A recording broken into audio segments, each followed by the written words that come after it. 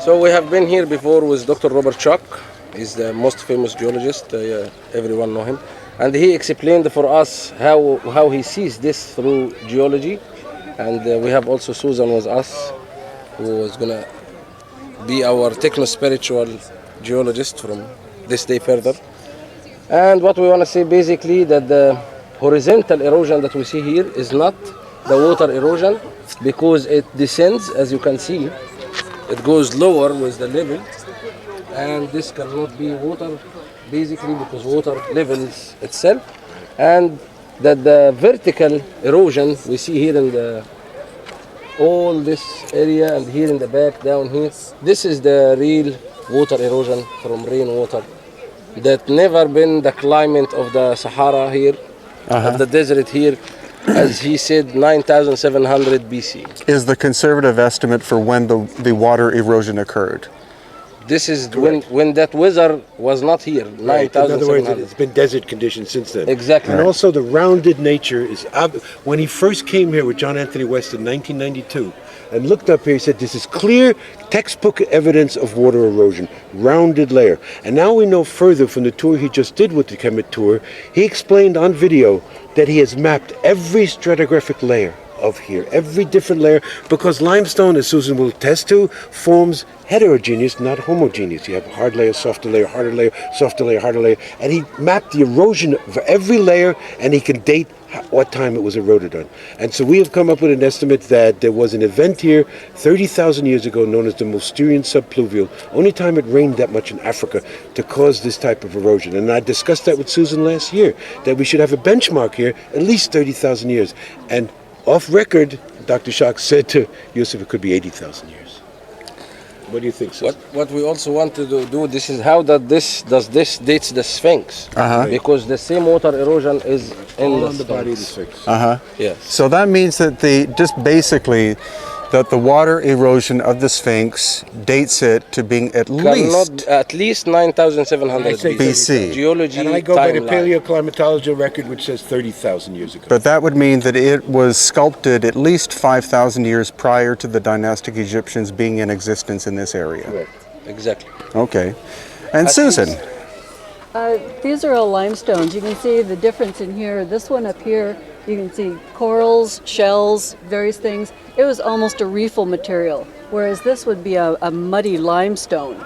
This back into a more competent limestone, and that is the natural way that the rock will erode. Those vertical ones are not the natural way the rock will erode. That is from water erosion, whereas this is the normal way it will erode. So what we can see is the fact that this massive sculpture has been repaired over and over and over, probably through the dynastic times and all the way through to the 20th century, which makes it a complete mess if you want to figure out the original design. But what is clearly obvious is as we go up, you see the erosion layers. You see how heavy the erosion is. There's another repair. But when you get to the head, you can see that the head is barely eroded. And that clearly indicates that the head was recarved long after this erosion took place. As well, there are many accounts through history, including, I believe, during the dynastic times, where this, which is called the Sphinx enclosure, was filled with sand. And so, over the hundreds of years, the Sphinx was dug out, the sand was taken away, but then the wind would blow the sand back in. So that means that for a high percentage of the time, the Sphinx's body was covered in sand, and the sand would protect it from wind erosion, and yet the head would have been exposed above that surface. So the fact that the face and the head are not highly eroded clearly indicates that the Sphinx's head was recarved at least once afterwards, after all the erosion, possibly many times. So you can't identify the age of the Sphinx itself with the face that is being portrayed, because the face was supposedly the representation of one of the so-called pharaoh's mothers. He had the face recarved. Another curious thing is that people are looking for what are called the halls of records, or the hall of records underneath the Sphinx. And it's no coincidence that this boardwalk here has been put in place. It's not simply there in order for people to walk on it so they don't get their shoes dirty, but we've been told by an inside source that the opening or entrance to the tunnel system under the Sphinx is under this boardwalk.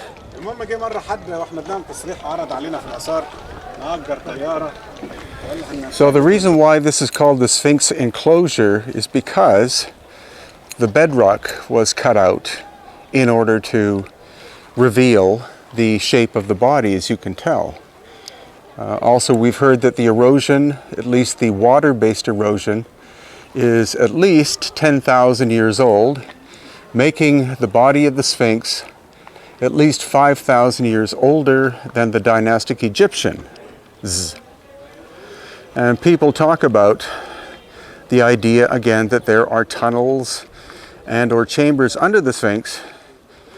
And here we see clearly that this could be an entrance.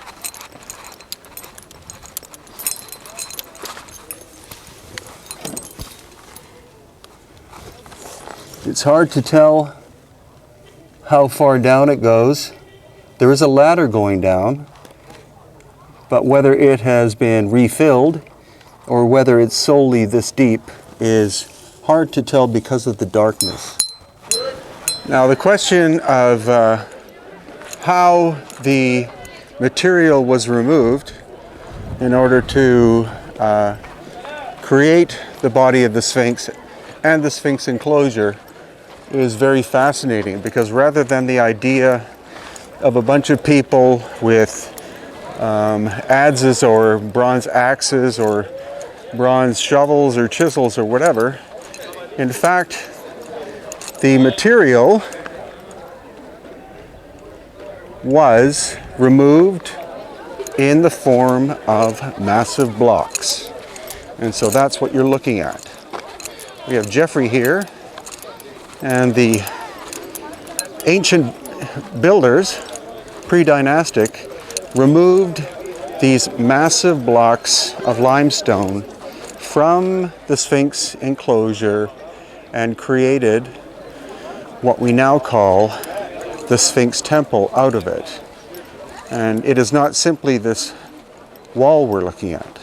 So it wasn't that a few blocks were removed, because you can see the amount of volume involved. And this is where we find all of those blocks. Here, in the remains of the Sphinx temple. And the even more amazing aspect about this is, as you can see here, it looks as if they cut a block out, put it into place, cut the next block from the enclosure, put it into place, because look at the horizontal lines of different layers of hardness.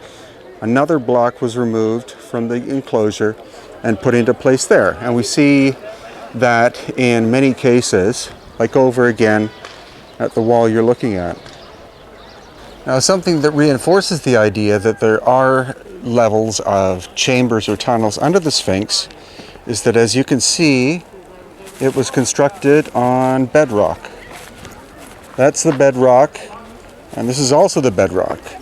But as we approach the front paws, there's a transition between the bedrock and these, which are clearly inserted and could be the roof of a chamber, the chamber lying underneath the paws. Also, what we can see up here is evidence that the officials were drilling into the bedrock in order to see if there was an underground chamber. But have a look at the locations of where the actual drill holes are. So this is about halfway down the body of the Sphinx. And you can see these caps are on top of angle drilling, core drilling, I believe in the 90s or perhaps after that, in order to see if there are holes or chambers or tunnels under the Sphinx. As we round basically the elbow, and here we have another one.